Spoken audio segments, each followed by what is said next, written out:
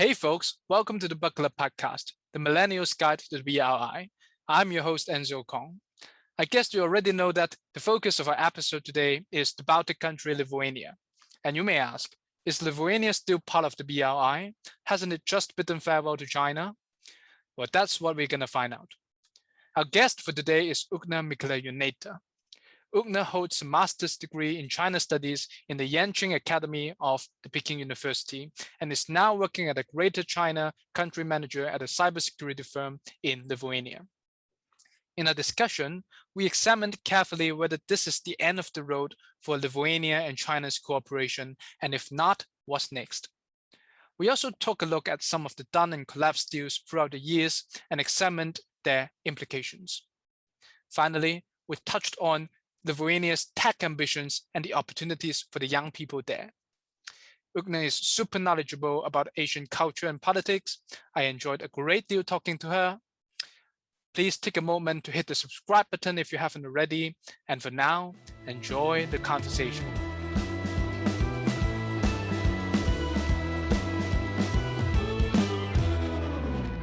Welcome to the show, Ugne. Thanks for coming. Thank you for having me. I mean, I look forward to this show so much, but if there is one thing that makes me nervous is that I'm struggling to pronounce some of the names. My only knowledge of Lithuanian names come from the NBA players, but that's all. So please do correct me if I mispronounce some of them. Okay, that's fine. And the first name that we're going to introduce today is actually Ingrida Šimonytė, who is the current Prime Minister of Lithuania and has only taken office since December last year. Can you tell us a little bit about her politics and especially her foreign policy? So Ingrida Šimonytė, she's probably one of the most popular, one of the most prominent politics in Lithuania at the moment. So she participated in the elections for the presidential run, but unfortunately she lost. Now we have President Gitanas Nausėda, but I would say that most of the things are being run by Ingrida Šimonytė and other women in the parliament and in the government. So she's a lot more pro-West and pro-European Union than previous prime minister. So before we had Prime Minister Skvernelis, and he was a little bit more pro-Russia, pro-East, pro-Ukraine, pro-Belarus. So all the cooperation was mainly based on those areas. And the current government sees China, sees Belarus and Russia more of as national threats, and we really want to get independence in regards to logistics, in regards to in regards to natural resources from these countries. So we're really trying to get a bit more with the United States, with the Western Europe. And I would say Šimonytė is definitely going towards that part, especially now with the COVID happening. We don't really have that much space to work with foreign policies because now we have the COVID and then we have the Belarusian issues, we have the migrant crisis happening. So we don't really have that much space to work with the other countries besides working on the COVID situation. And I suppose her foreign policy would explain the recent tensions between Lithuania and China, as Lithuania has officially withdrawn from the BRI or the 17+1 group. That's the group for the Central and Eastern European countries with China in May this year. So they argued that the partnership had not lived up to its promise, and the foreign minister called instead for EU unity and to move from a 16+1 format to a 27+1. And more recently, China has recalled its ambassador to Lithuania and demanded Lithuania to do the same after Lithuania and Taiwan agreed in July to open representative offices in each other's capital. So I guess the real question is, have we reached a point of no return, or is it still possible to salvage the relationship? I think there's still a way in this part, because yes, we do want to work as one unit, So it was a bit surprising that we got punished for withdrawing from the 16+1 way. We wanted to have the more unity with the European Union. And then you have countries in the European Union that are not part of 17+1, 16+1 at the moment, and they're not punished and they can just continue working with China on their own. Of course, there are bigger countries like Germany, Spain, France, but then Lithuania being a small country, we cannot really work with China separately in general. Right. Even within 17+1, we have to go through all the regulations that European Union provides us and gives us. So we cannot really say, okay, we want to do these things with China. So yes, China would like to work more directly with us, but then European Union is still the most important thing at the moment. It might be a bit easier for the Balkan countries because they're not part of the European Union. They can be just as a separate unit. So hopefully we can make up on this part and actually work as a unit, because that would be a bit more of an issue with the railway structure and the port structure, all the projects that we already have. Regarding Taiwan incident, I don't know how to feel about it because I know that there are already quite a few countries that have economic trade offices with Taiwan, even in the European Union. But I think it was more of an issue regarding the name that we called it Taiwan, not Taipei. Right. So that was the main problem for China. And already we already got into trouble before with China when we supported the Hong Kong activism, when we supported Tibetan independence, because Dalai Lama has visited Lithuania numerous times. So I think all these little things just added up. And China is just saying, okay, it's enough. You're too small to do these things.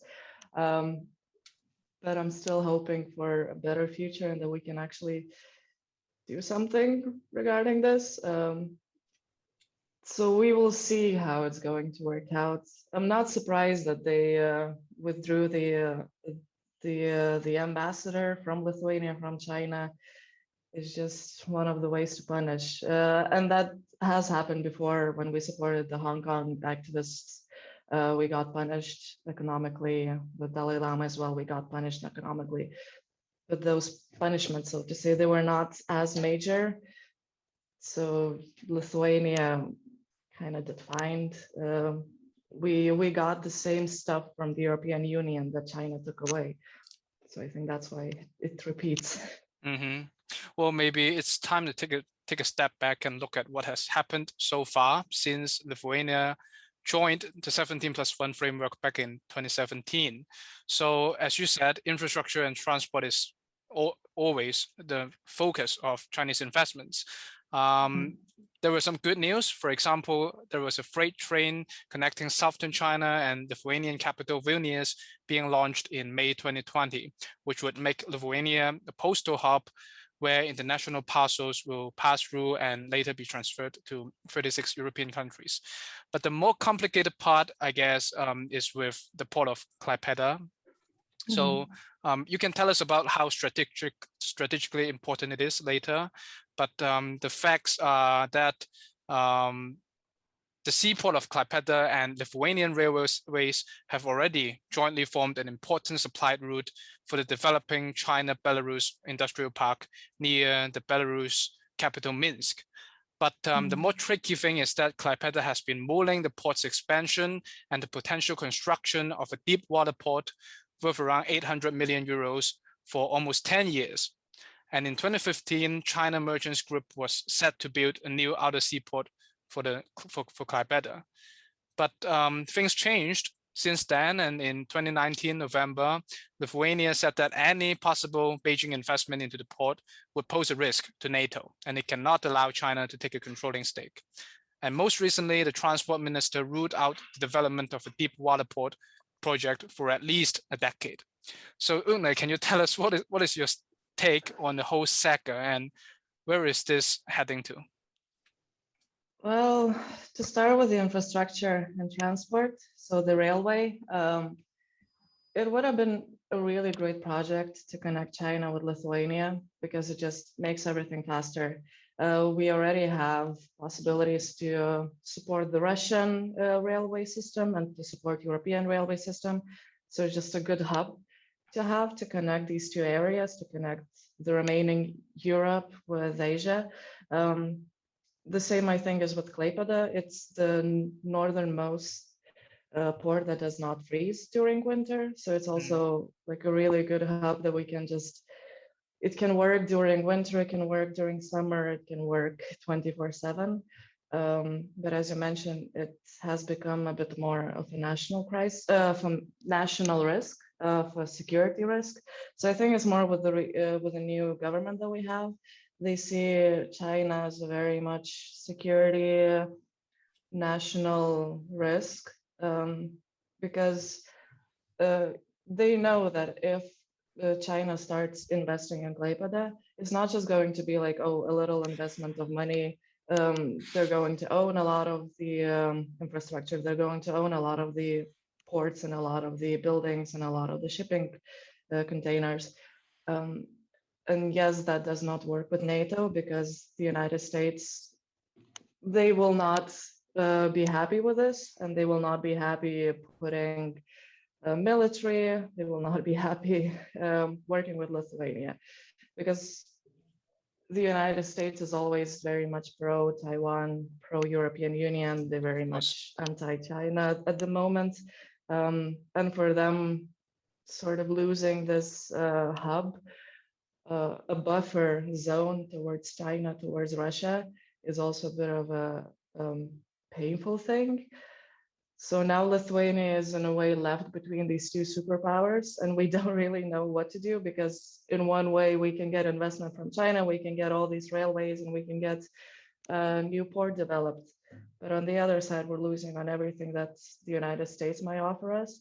So we don't really know with which side to work, where the national risk is, because Lithuania is very much on that side that we don't really want dirty money.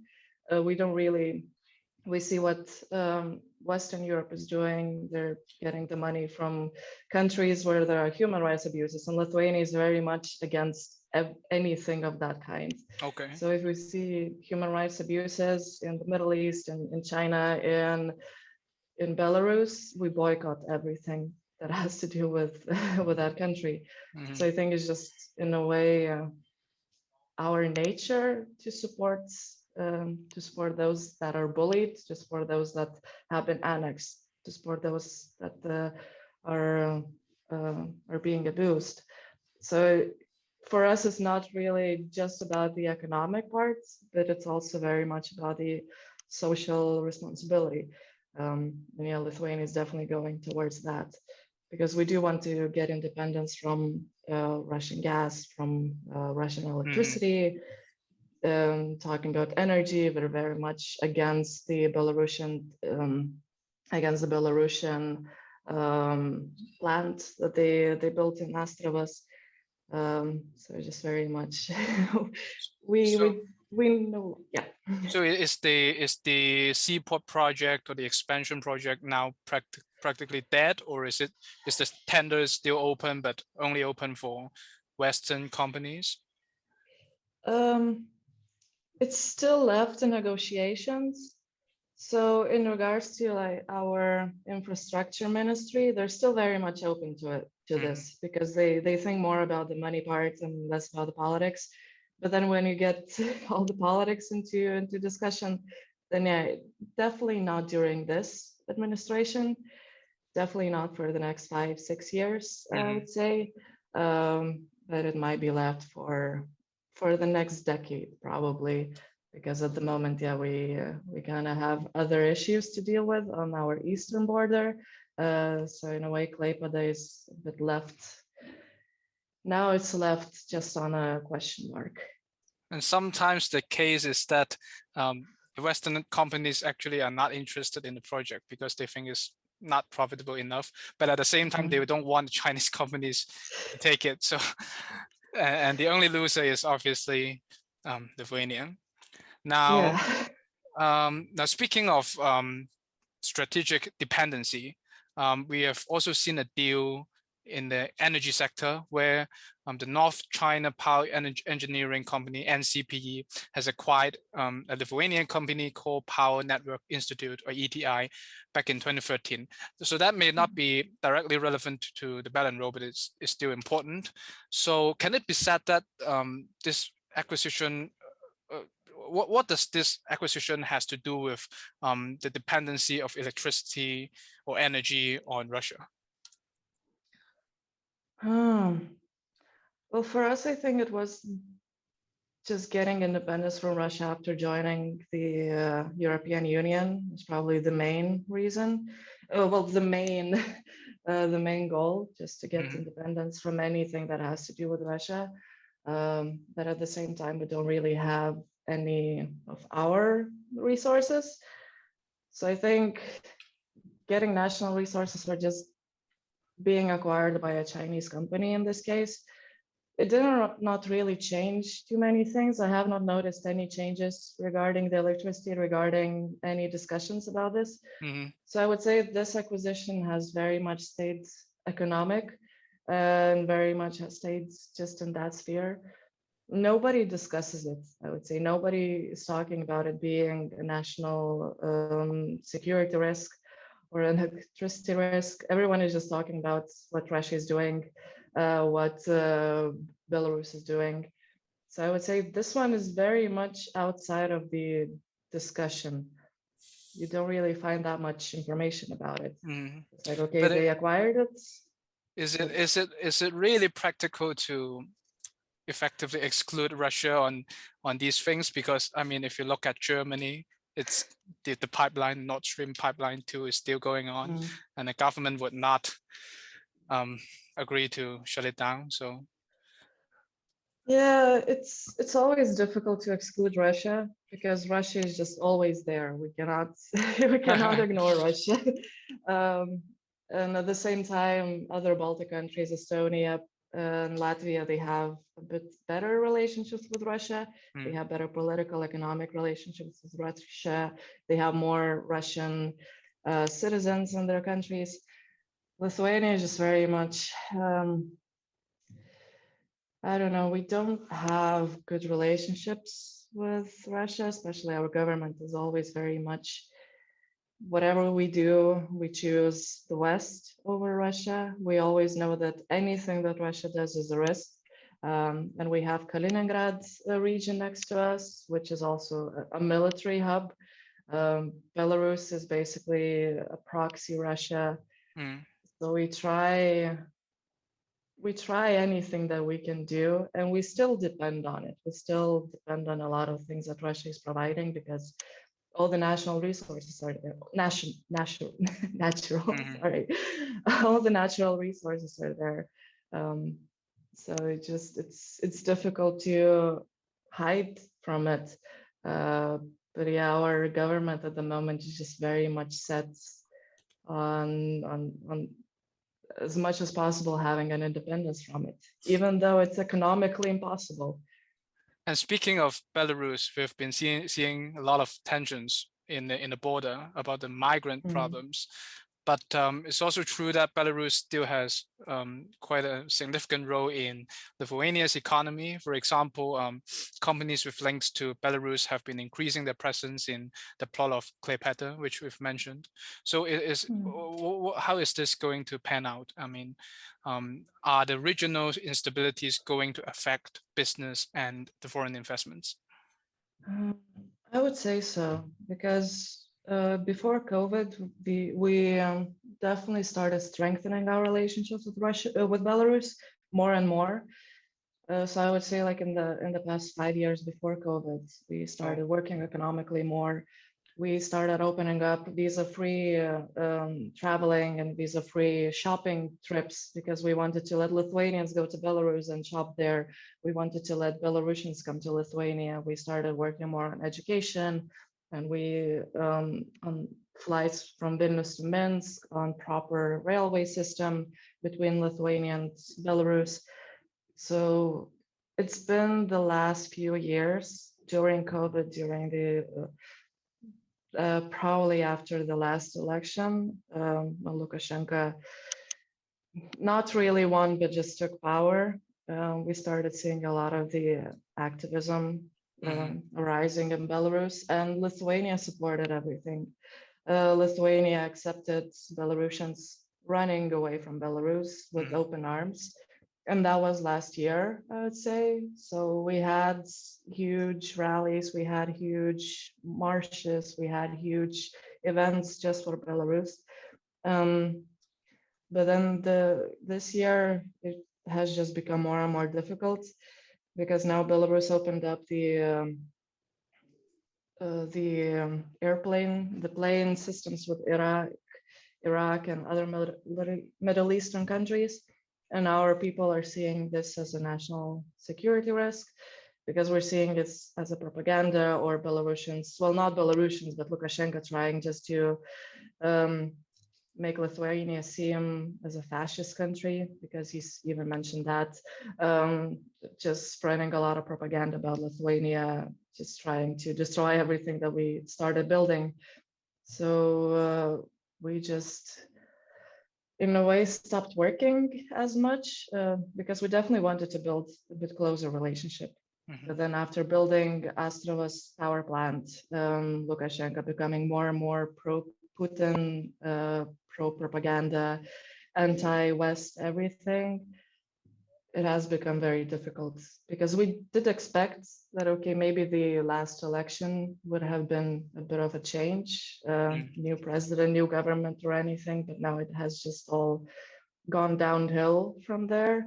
And now we are dealing with a migrant crisis. And I would say now at the moment, those are the two main topics, like how many COVID instances a day and how many migrants a day.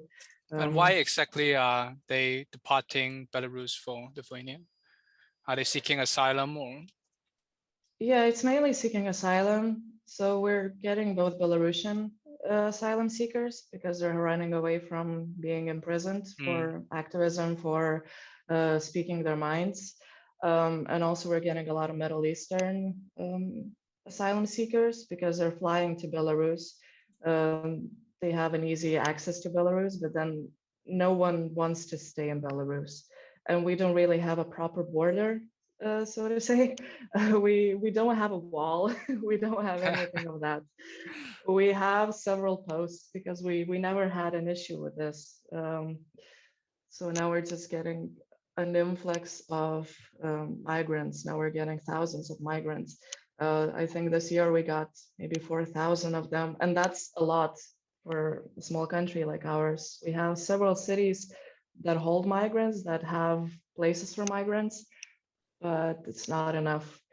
So now it's definitely something that's making it a bit difficult to focus on other things that are happening because asylum seekers, yeah. And what would be the implications on business?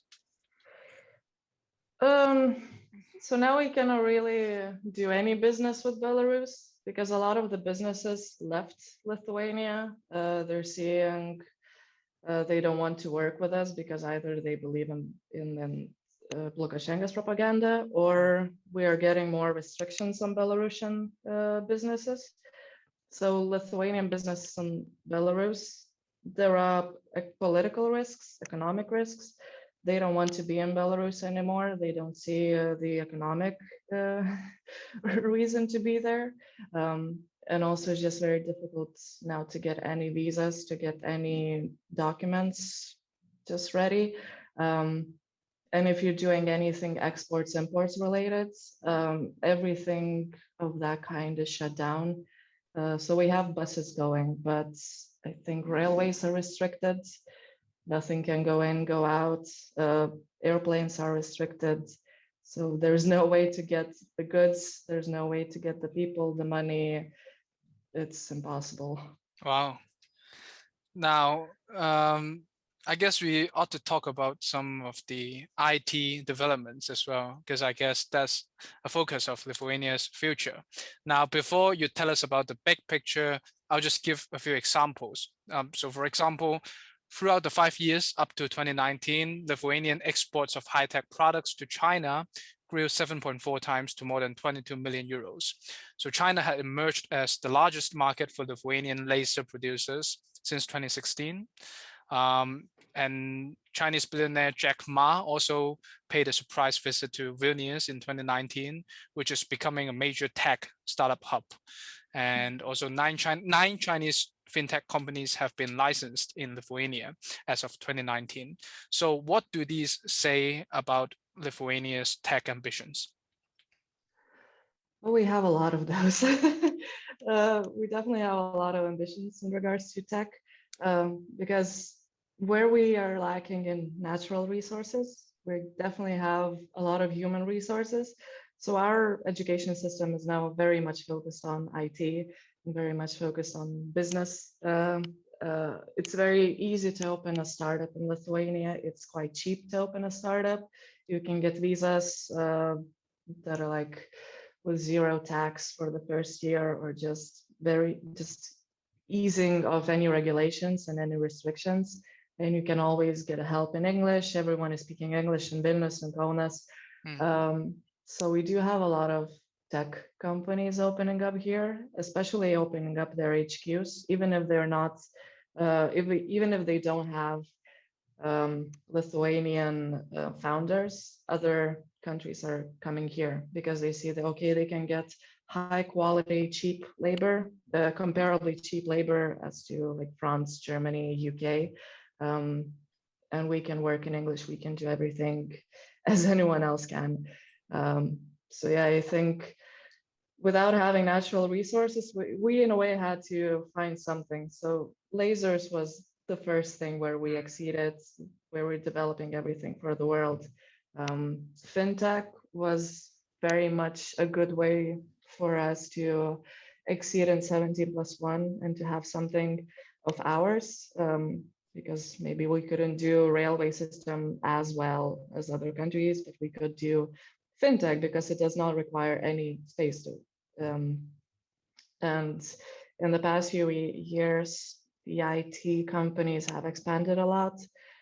There are a lot of hubs, a lot of business centers. So I myself work in a cybersecurity company, and it's just one of several.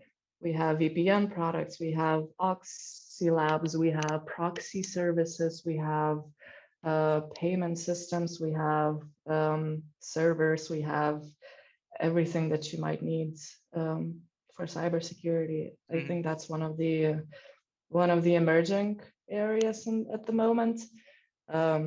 Also, we do have a lot of applications being developed in Lithuania, like Vinted, where you can sell your used clothes, used goodies, anything. And is it a local Lithuanian company? Yeah, it is a local Lithuanian company, and it has become a unicorn. So yeah, Oxy Labs, I think might have become a unicorn already. My company is going strong and getting towards becoming a unicorn. It's NordSec. We also have like NordVPN, NordPass, everything. And it's all from like Lithuanian motivation. Right.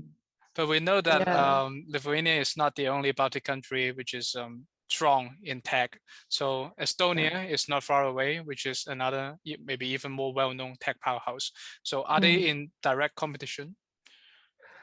I wouldn't say so. We definitely take example of Estonia sometimes, because Estonia was the first Baltic country that started like looking more up to Scandinavian countries. Yep.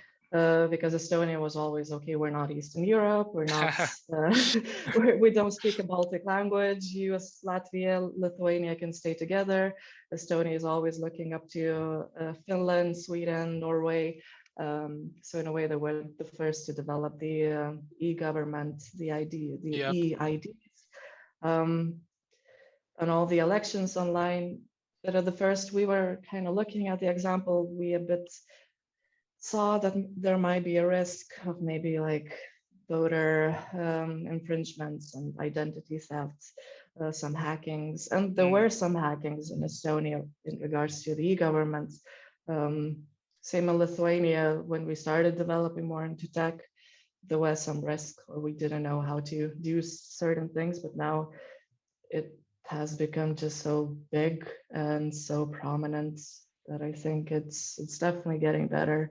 I think except for Latvia is still lagging behind Estonia and Lithuania in regards to startups and tech startups, because according to the latest numbers, Estonia and Lithuania back in 2020, we had around 1,000 startups each, but Latvia had only like 300, because they're mainly looking into exports, imports. They have Riga.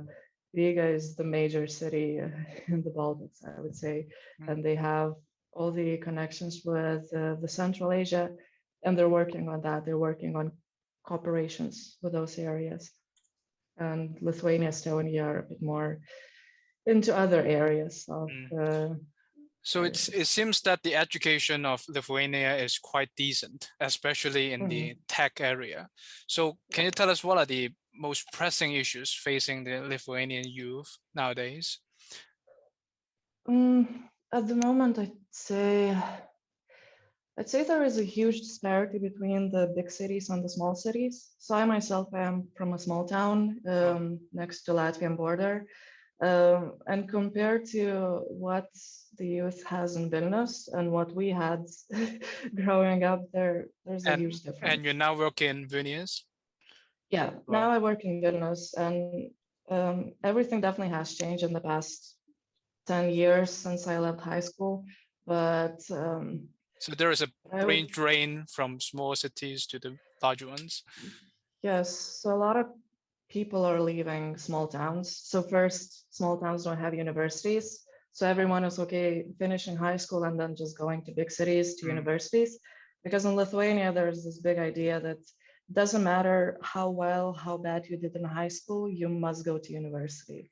So just nobody wants to go to the colleges. No one wants to go to the practical, to the vocational colleges. So you are saying everyone, 100% of the young people go to universities? Not everyone gets into university. Okay. But basically everyone wants to get into university. And it's not difficult to get into university in Lithuania, because we have a lot of universities. We have at least like 20 universities in Vilnius, I would say. And it doesn't matter like how bad university is. It might be in like some mid-sized city, but it's still a university. You still get a degree. It might not really be worth anything later, but you have a university degree. So there is that drain and that idea that, okay, I need to go to university. I need to get education. Doesn't matter that I barely finished high school, but I have to go. So everyone is definitely leaving and staying in the big cities. There are also a lot of people from the big cities that are leaving to foreign countries. So I left immediately I immediately left abroad. After high school, I went to the Netherlands. So people are also migrating, because if they want to get a good job, they need to often migrate, especially if they're not working in the tech area. Because programmers get a lot of money, but then if you want to work somewhere, even in marketing, even in design and business administration, then you're not going to earn as much as in the Western countries. And I heard that there is a decent initiative called Create Lithuania, which aims to bring students with international experience back to work for the public sector. Can you tell us more about it? And could BRI have a role to play in this, in terms of producing or nurturing young talents? So yeah, the BRI definitely could help this initiative, because this initiative was created just for that purpose, to bring back Lithuanians from other countries. Now it's a bit getting better and more people are coming back, because a lot of startups are opening up here in the past several years. But before then, for that time. It was just, okay, you leave Lithuania and you go do something elsewhere. There's nothing bringing you back. Lithuania was still not doing too well after the 2009 crisis. So everyone is just very much, okay, I'm just gonna leave, I'm gonna find better life elsewhere. So these initiatives like Create Lithuania, like Startup Lithuania, which is also a new initiative, they're aiming just to help young people to get back and to immediately find a job in the public sector, especially because not that many people want to work in the public sector in Lithuania, like at all. Everyone wants very much to go into private sector to work for private corporations to get the money. Public sector, it might be everything for the better goods, but not a lot of people want to just work for the better goods. A lot of people want to get the money. And then when you work in an embassy, at a ministry, at an NGO, you're doing great things, but sometimes you don't have enough for, I don't know, you don't have enough for rent or food. So I think these initiatives need more financing and they need a bit more marketing, I'd say. Although there are people coming back and there are people getting more involved in NGOs and the grassroots activities, because young people definitely see that Lithuania is a bit struggling in regards to some activities or human rights matters and so on. Well, you're a prime example of getting your international experience and coming back and contributing to the economy. So can you tell us about your journey? How did you come up with the idea of studying in China? So I've always been very interested in East Asia and East Asian cultures. It probably started with my first visit to Hong Kong. So that was in 2009. And I just fell in love. I fell in love with the food, with everything. I went to Kowloon and Tsim Sha Tsui and like the Hong Kong Island. Everything was just so amazing. And like I've never felt so much at home and so much, like the amount of people did not bother me. I usually have extreme social anxiety, but I was just not bothered. So I just wanted to do something with that area. I wanted to learn about that area. So I started learning, I started looking more into possibilities. And in Lithuania, we did have a program in sinology, so in China studies, but it was very much humanities based. So you learn the languages, you learn the classical languages, you learn the ancient history, and you don't really get the practical skills, so nothing about economics or politics. So for that reason, I went to the Netherlands and I did international studies at Leiden University. But for some reason, I chose Korean because I really got into this K-pop part. That was like in 2012 with all the boom of like K-pop is the best, and I need to go to Korea. I need to become this Korea master and stuff. That's a fair reason for choosing a degree. Yeah. So I was still interested like in other East Asian countries, but like I chose Korean as my language, and I did my thesis on like Korea and Japan, and I went to Korea for half a year, but it did not leave that good of impression. But I got an offer to study in China at Yenching Academy, and I thought like, why not apply? Why not try going to China? So I got in and I spent 2 years in Beijing. And it definitely changed my perception on China. It definitely changed my perception on the world and what I want to do with my career. Because I did sociology there. Well, I focused more on sociology. We did study economics and politics and China culture. But I kind of stuck more into sociology part. How is the society working? How are people working? And then I went back to Lithuania because my visa ended. And I started looking for a job.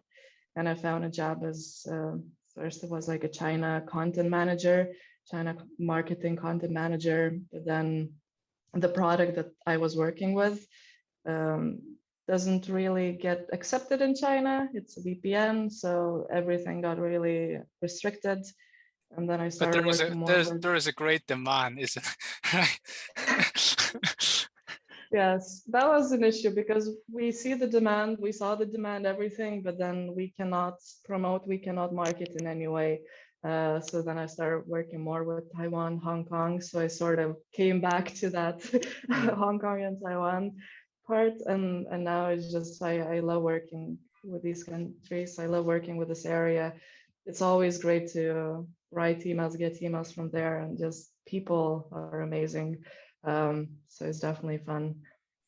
So nowadays, are more Lithuanian young people considering coming to China to study? I mean, Yenching Academy is targeted towards international students, right?